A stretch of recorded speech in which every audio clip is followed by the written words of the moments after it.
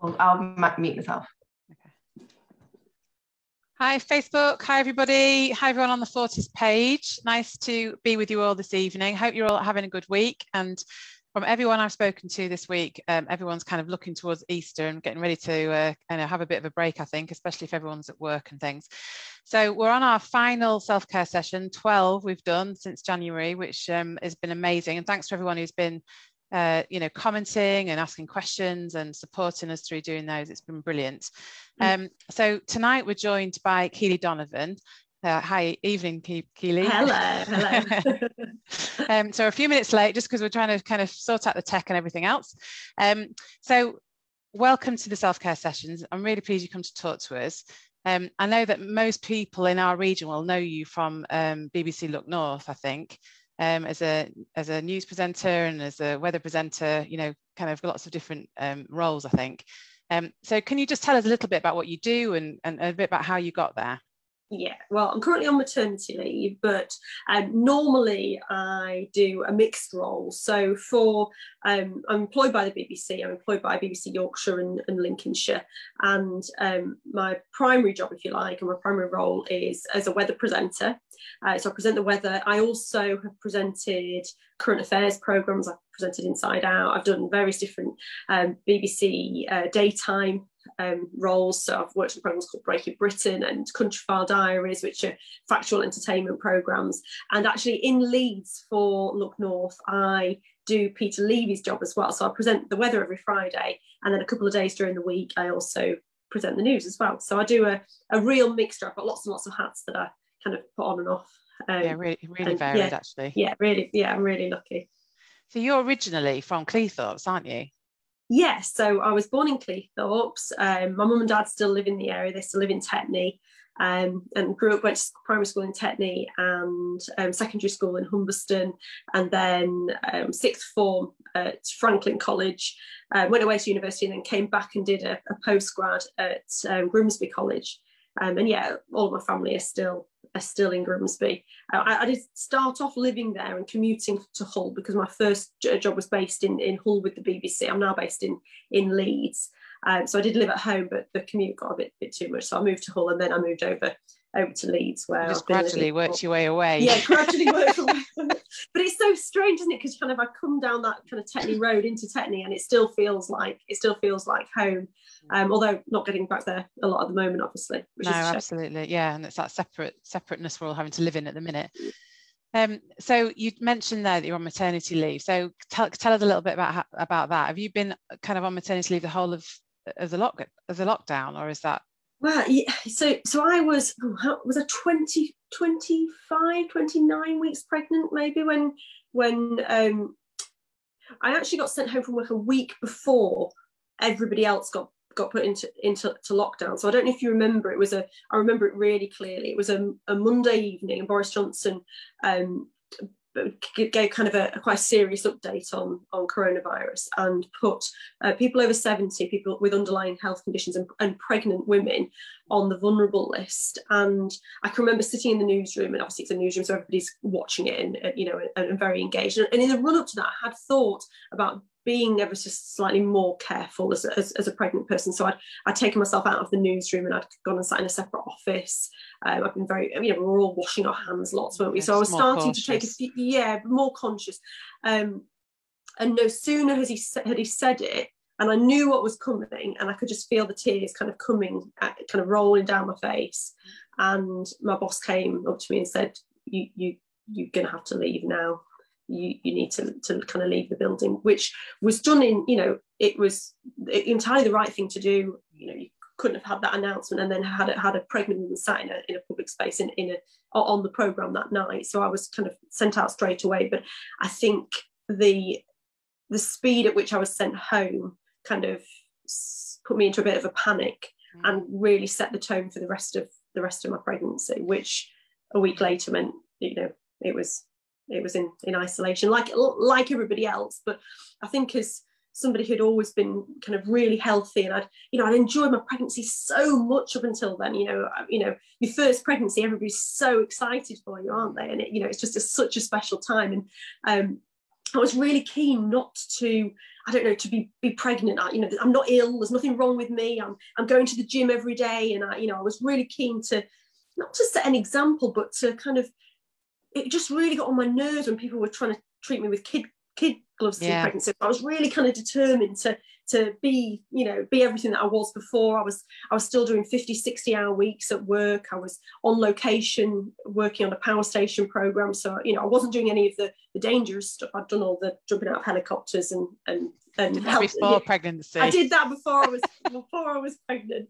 But I was determined to carry on and be as fit and healthy as I could be. So being put in that vulnerable category was a bit of a blow, really, and a bit frightening. I was not frightened for myself, but frightened because I was pregnant.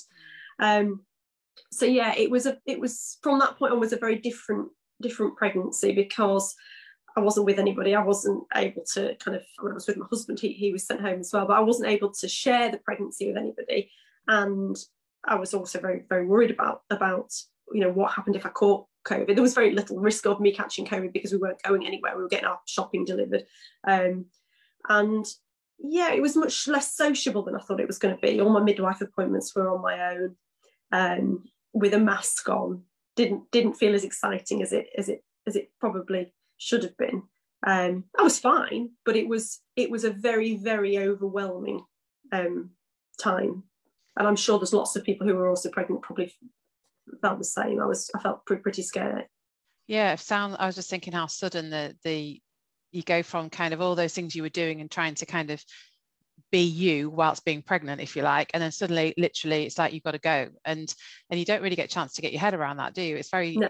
You're trying to process what's happening. It feels like there's almost like another path you've been taken down, like a surreal kind of universe that you're going down this path, and you're having to do the appointments on your own and that kind of thing, which are all usually kind of something you do as a couple and something that that you can kind of get excited about together, but it kind of even separates that out, doesn't it? Yeah, and you know what, it wasn't the end of the world, and I knew that, and I've said it all along that if we come out of the end of this and all that we've had is we've missed out on the good times, then that's a good position to be in compared to other people. But at the same time, it's like anything, you're not particularly badly done to. I wasn't badly done to. I know I wasn't, but I think you're still allowed to allow yourself to be a bit sad about the nice things that you would have done. It was the first grandchild on my mum and dad's side. We would have gone and done all the shopping together and stuff like that. And in reality, in a mad panic, I got thousands of pounds worth of baby stuff delivered to the door. I never test drove my pram. We can't fit it in between the doors in the house because I just bought whatever the first. I don't know if you remember, but it was a bit like the supermarket shelves. People were saying, "Oh, nothing will be made. Manufacturing will stop. You won't be able to get a car seat for the baby. You won't be able to get a pram." And I thought, well, they won't let me home from the hospital if I haven't got a car seat. That I need to be able to move the baby around. So kind of panic bought lots of baby products. We had to send a note to all the neighbours to say, I know we're meant to be in lockdown, not doing anything, and we're not ordering clothes. We are ordering essentials. These are essential. I wasn't pleased with the amount that I was ordering. But those kind of things should have been nice. I should have been going to shop for baby grows and prams and stuff. But it was just a different experience. It's interesting because I hadn't even considered that, just in terms of that the panic, because the toilet rolls were the panic, weren't they?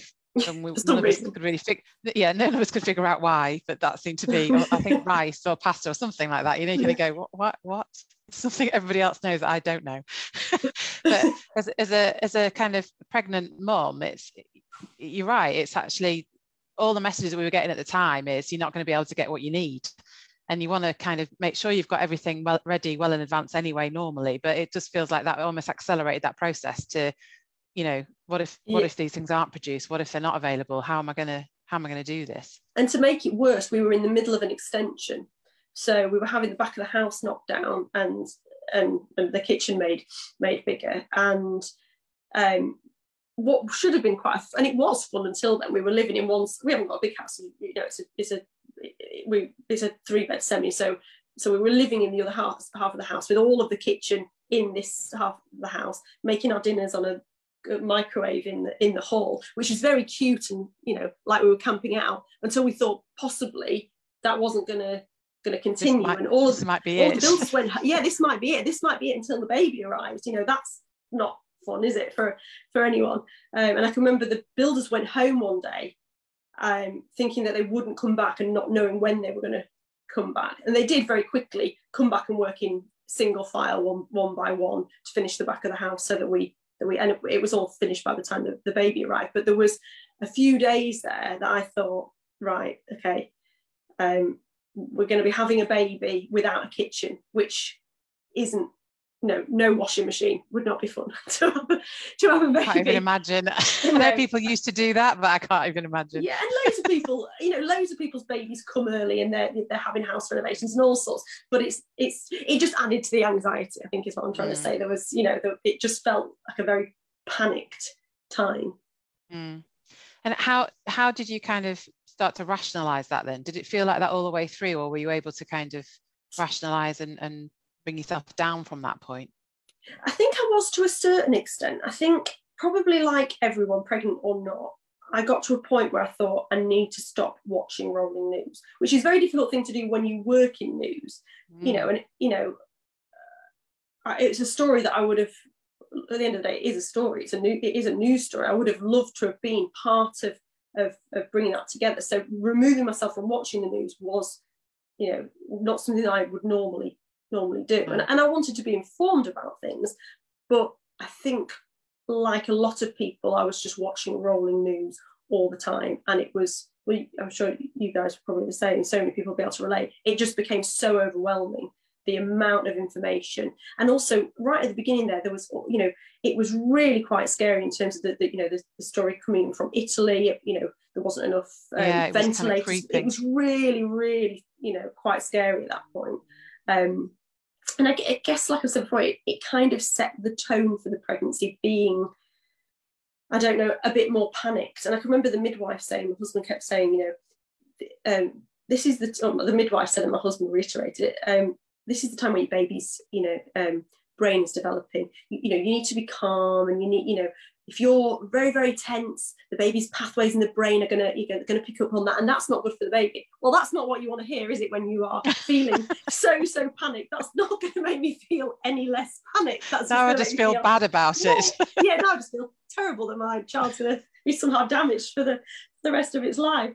So yeah, I mean, I think even now the thought of, and I'm not someone who's OCD in terms of cleanliness or anything like that, but I think I will find it difficult going back into the world with my daughter Scout because of her touching things, and that side of it I think I will struggle with.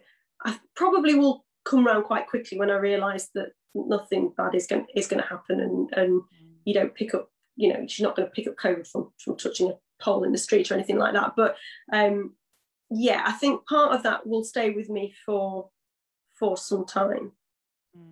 I think it's really hard because, and we're seeing this a lot for people as well, where these things you didn't used to really think about. Yes, you would want to, especially the baby, you want to make sure that you're not putting them in any harm at all. But I think there's a lot more cautiousness and more anxiety around, how to be in society safely. And I know we're doing it in a kind of stepped way, but I think when you've also been through pregnancy and lockdown and given birth, it's that whole time is a potentially vulnerable time, and you're transitioning, aren't you, from being somebody who didn't have a baby to somebody who's carried a baby to somebody who's now a parent. And I think that doing that as well as going through the transition of the pandemic is potentially quite difficult for people. Yeah, I think one of the things that was hanging over me throughout it was, yes, I'm safe at the moment and we're not going anywhere, that's fine, but I'm about to go and give birth in the place where everybody who is poorly is going. And that really, really worried me. And actually, in reality, when I got there, that was the last thing on my mind. I wasn't washing my hands every 3 seconds in hospital or anything like that. It was a very different experience because I had to go in on my own. My husband had to wait outside the hospital, and then I was there on my own afterwards, and the midwife had mask on. I joked, well, it's not funny, but I joked with her afterwards that if I saw her in the street, I'd have no idea that she was the woman who delivered my baby, and yet she'd been there for probably the most personal, but both women had been there for the most personal experience. Exactly. So I think that was hanging over me as well. And I think going forward, I don't know, maybe this is how people feel anyway when they have a baby, but the thought of somebody holding her, I'm not going to like that. And people have been saying, oh, I can't wait to give her a cuddle. And I'm thinking, well, A, you're not going to be for ages, but I don't know if I'm happy about that. And B, I'm not going to let you. Yeah. I don't know, but I'm very polite. I probably would let them and just be sobbing inside at the thought of it. I don't know, maybe that's a normal thing as a mum. You don't want everybody manhandling your baby. Maybe.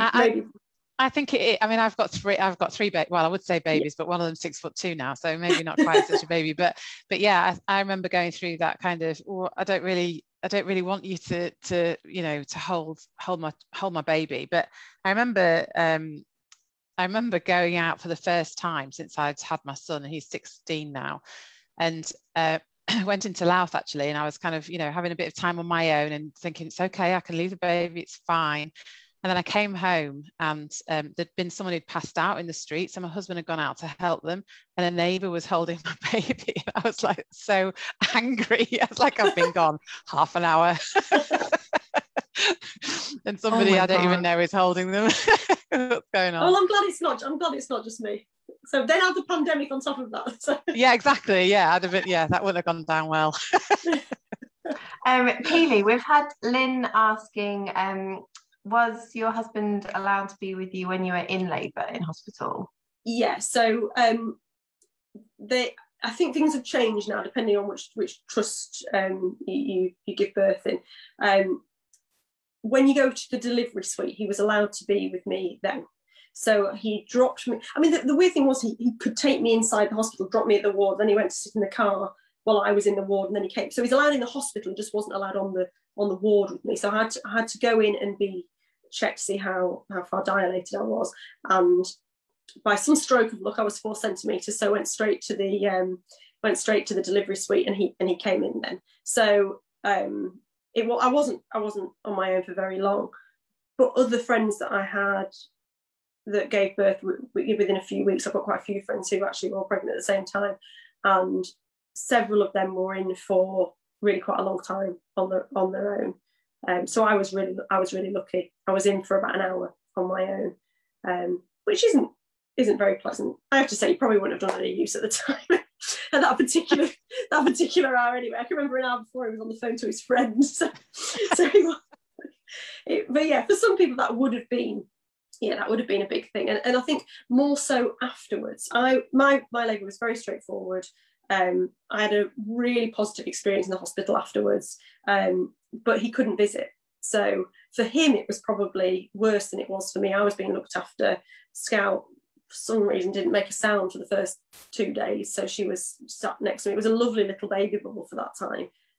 But yeah, I would have stayed in longer had it not been, I felt like he was missing out. But yeah, I had friends that were in hospital for days and days afterwards after having really traumatic births that really could have done with somebody being allowed in to help them.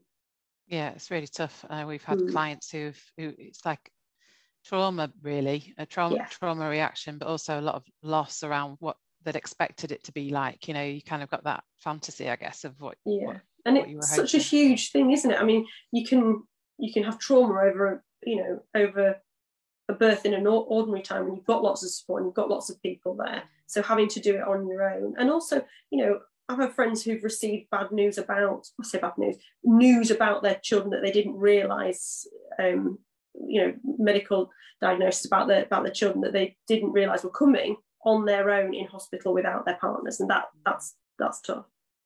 Yeah, it is very much so. So when you kind of came home and you had Scout at home, because I guess as well that was very separate from, you wouldn't be able to see anybody, or Well, it was actually because she was born in summer. It was at the time when you were allowed people in the house. So parents and grandparents were allowed to come and meet her. So that felt semi-normal. I mean, the summer felt fairly normal, didn't it? So yeah, it did.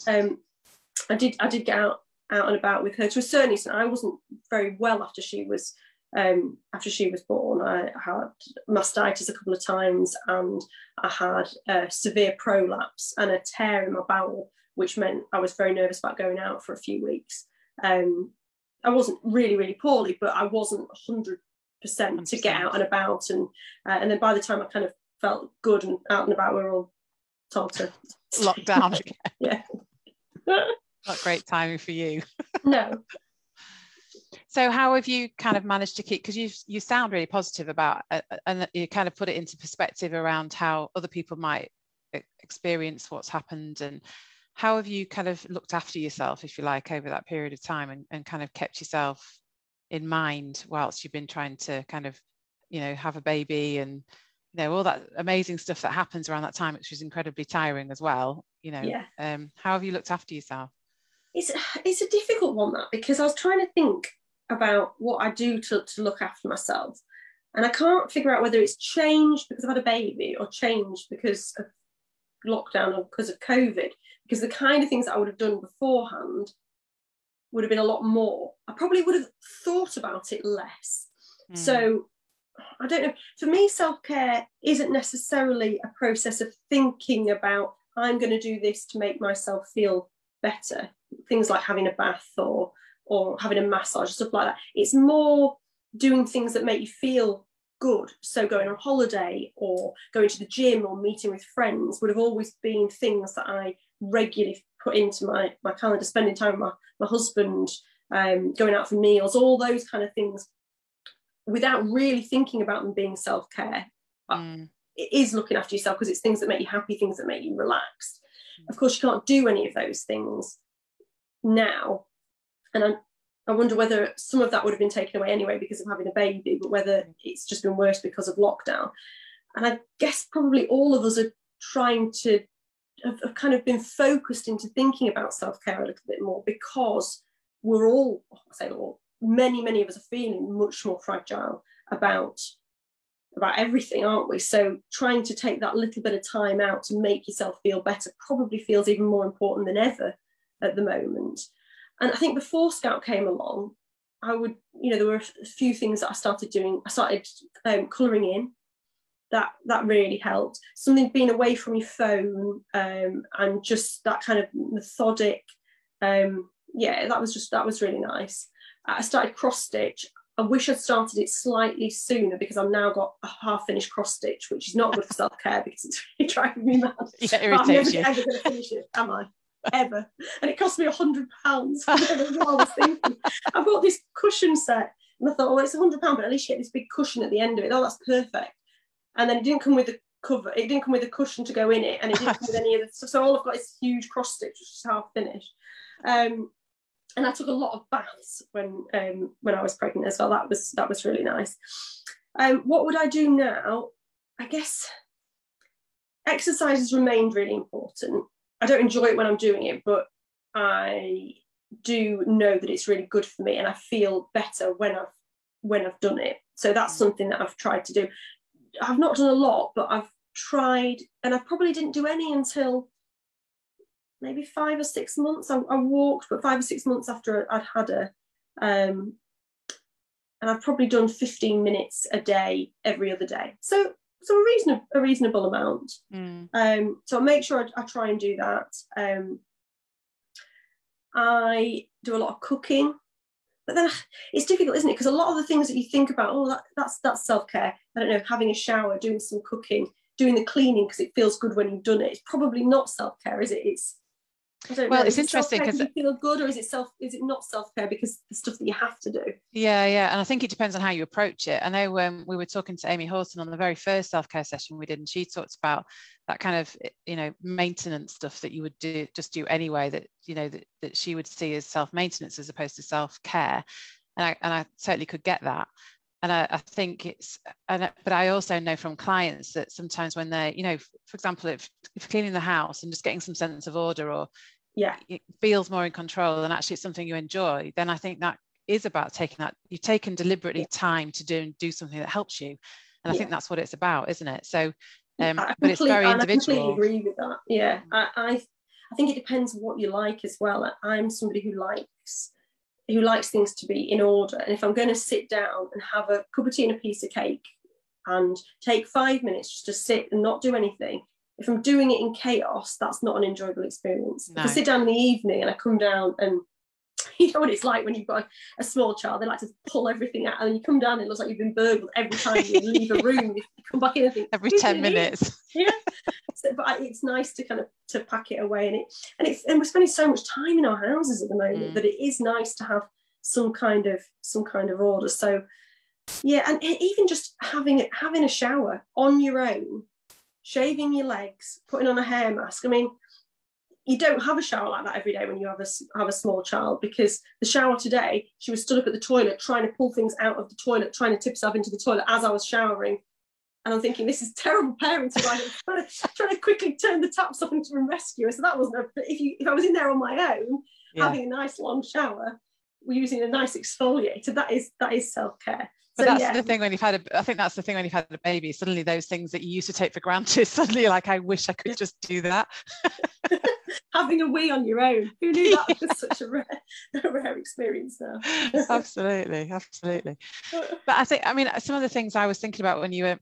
It's really interesting what you said about, actually before you would just have done things automatically that you knew kind of I was thinking when you said it, like put energy back in the pot, it's like stuff that lifts you, stuff that's fun and with people you care about. And it's easy. It was easy to kind of just have those things put in to your diary, really, because it's stuff that you knew would help you. Now, I think, because that's not an option, it's like having to be more focused maybe and more deliberate. I think that's what we've seen with self-care, is it's more in focus just because you have to think about it. Whereas it was easier to kind of just have a routine around things before and not maybe think about it too much.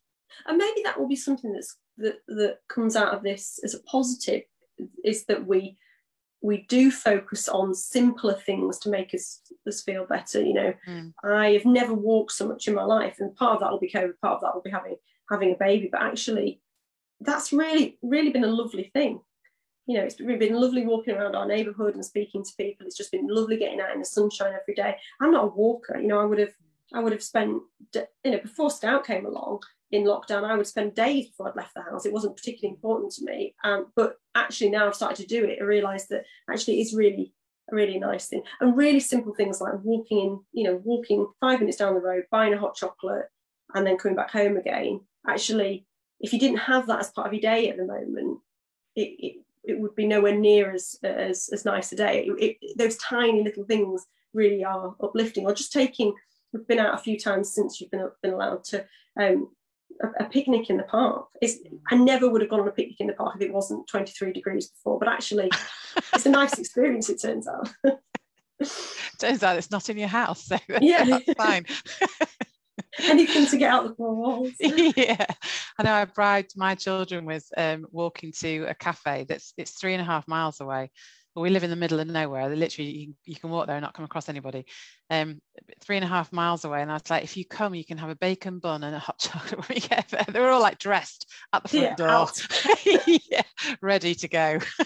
The simple things. Yeah, and I think that is something that we're probably learning over this year, is that it is the simple things, isn't it, that we would have taken for granted, and maybe we're grateful for some of those simple things. They do lift you, like you said. It's uplifting to go and just go and get a coffee somewhere, or drive somewhere that's slightly out of your area or whatever. But also I think something that I've seen over the past year is that people have spoken to each other more. So you might have neighbours and just people who are you're walking past in the street and things like that. So it's that part of it has been great. We've we live in a cul-de-sac, and we've all gone onto a WhatsApp group, and we don't talk about COVID or anything, but at the beginning it was, I'm going to the supermarket, can I get it? Because there's a couple of people who are shielding on the street. We weren't leaving the house. People would come and deliver things to our door. And now it's kind of developed into we've seen your cat in our garden, or we've had a clear out, would anybody like these books, or those kind of things. And it's definitely started more of a dialogue in the street.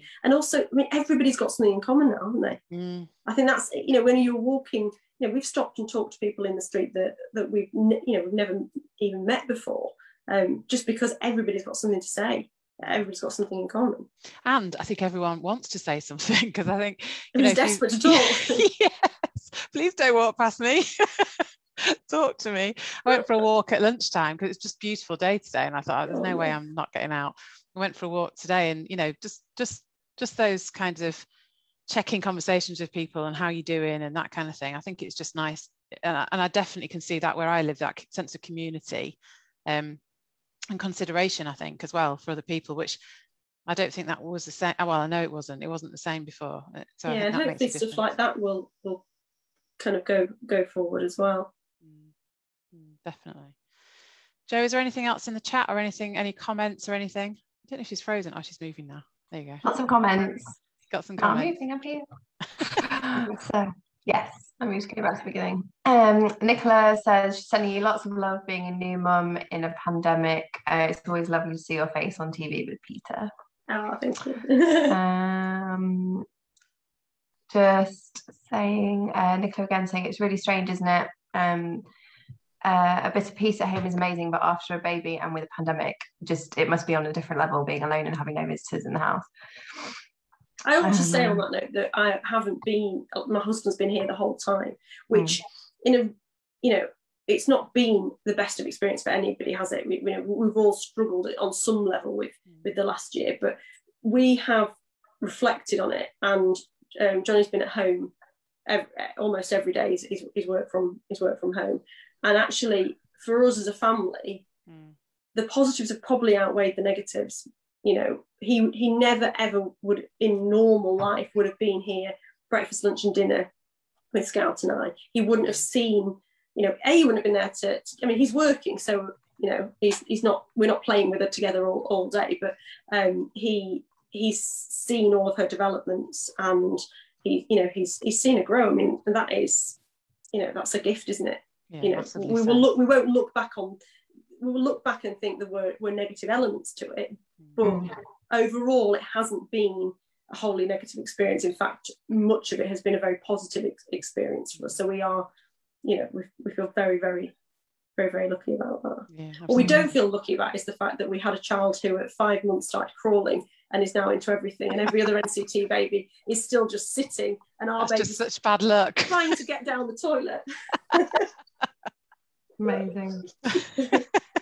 But it's funny, isn't it? Because just thinking about the kind of the self-care and I was thinking about becoming a mum and the kind of dialogues about mental health and self-care and just becoming a parent in general, and how we don't talk about the hard bits very much, do we? We talk about the severe end of it, of people having postnatal depression, but if you aren't suffering from that, the hardships of becoming a parent kind of get lost a little bit, because you feel embarrassed almost to voice anything other than, being a mum or being a parent is amazing. And it is amazing. The love that you have for them is amazing. Looking after them all day, every day isn't always amazing. Sometimes it's really boring. Even more so at the moment, when there aren't kind of classes to go to, and you aren't going to people's houses, and and I don't feel sorry for myself or anything. I'm not saying it because I feel sorry for myself, but it's being a parent is hard, isn't it? And I don't think you realise until you become one, how hard, but also how people just don't talk about it. No, they don't talk about it. I think you're right, and it's a 24-hour-a-day thing as well. There isn't, you can't just kind of go and say, well, I'm just going to go and do half an hour self-care you just wait there and I'll be back in a minute. It just doesn't work like that. And I think that learning to be a parent as well, and that responsibility that you feel. And you're right, it's an amazing thing, but it's also incredibly challenging on a lot of levels, I think. And that's the bit that when you can go to classes or groups, and it's not just about taking your child to those groups so that they get that socialization. It's about you, and having a conversation with someone that's maybe not about I don't know, nappies and feeds. It's about something that maybe something else other than that. But I think that kind of, it can, I think, become not relentless, that's too strong a word, but it's that repetitiveness, I think, that can be hard. Yeah, absolutely. And just I think it's very difficult, isn't it? Because my mum had said something about kind of our generation maybe finding parenting harder. And I don't know whether it's because we find it harder, and whether it's just because we feel like we can vocalize that things are a little bit harder. But even having said that, I still think that it does take quite a lot to say this is hard, because you know, we're all very, very grateful that we've got our beautiful children, but it is relentless. It can be boring, and but it's difficult to say that because you feel so fortunate, and you feel very lucky to be in this position, and you love your child, and you almost don't want to say that it's hard or slag it off in any way, because you feel like you're doing them a disservice by admitting that it's not perfect. Yeah, but it's like you're just being disloyal in some way. Yes, that's exactly how it feels, and you feel that they're so perfect and precious, and they love you so much that you can't bear to think of speaking ill of the situation, because they don't think ill of the situation. But in reality, it can be tough at times. But one thing I would say that's been, you know, if this had been 50 years ago, you know, or even 20 years ago, new mums or anybody really wouldn't have had the kind of interactions that we've had. I've not ever felt lonely in lockdown. I've been, you know, very lucky to be, you know, on my phone every 2 minutes on lots of different WhatsApp groups, to lots of new mum WhatsApp groups as well, to kind of keep things going. And that's, I hope lots of other people have found that comfort as well. Yeah, I think you're right. It's that connectedness we have the ability to be connected even if we can't go and see people, don't we? It's never going to replace that, but I think it's just that feeling that you're part of that community, whichever community it might be. But WhatsApp group, I mean, WhatsApp groups, well, Fortis wouldn't function as well as it does without having WhatsApp groups, because we kind of say, you know, we talk about things and we're sharing ideas and all of that kind of thing. And I think that all the different technology we've got, there's pluses and minuses to all of it, isn't there? Yeah. But the big plus is that you can be connected to people, and even if we're having to physically distance, you still get that social kind of connection going on as well.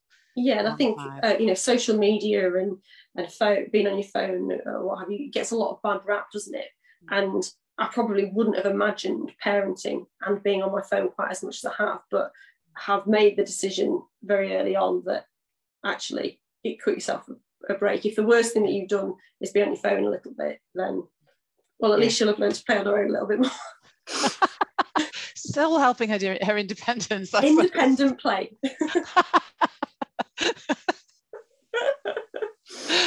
Oh, that's brilliant.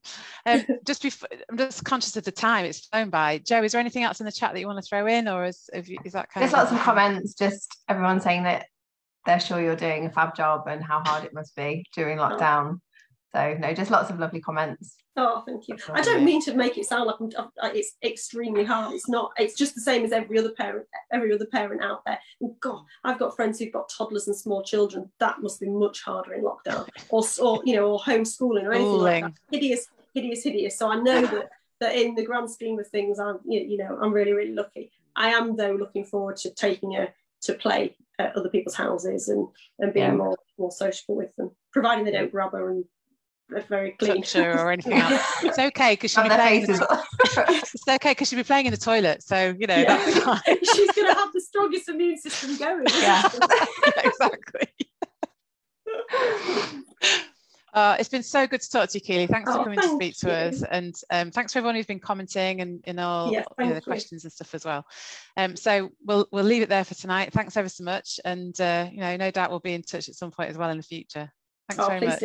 Thank you. Thank you. Bye. Bye, everybody. Mm-hmm.